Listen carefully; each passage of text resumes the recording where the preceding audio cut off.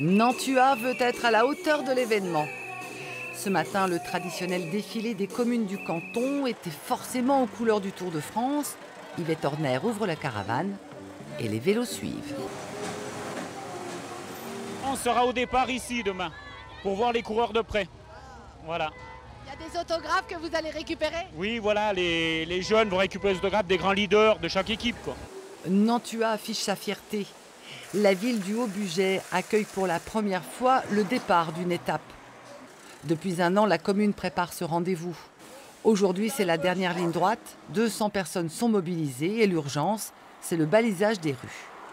Déjà, on fait pour tout ce qui est caravane. Et après, une fois, on va tourner dans la ville et on fait tout ce qui est parking, tout ce qui est autre que la caravane, quoi. 126 semi-remorques et plus de 80 voitures sont attendues ce soir.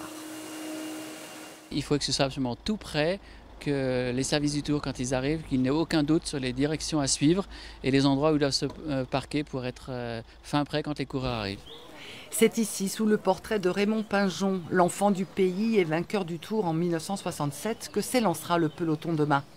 Un départ à 30 000 €, le montant payé par la ville à l'organisation du Tour de France, un investissement rentable selon les élus.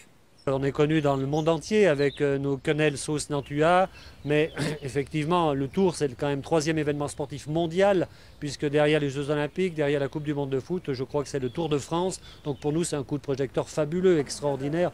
Demain, le lac de Nantua devrait être vu par 6 milliards de téléspectateurs.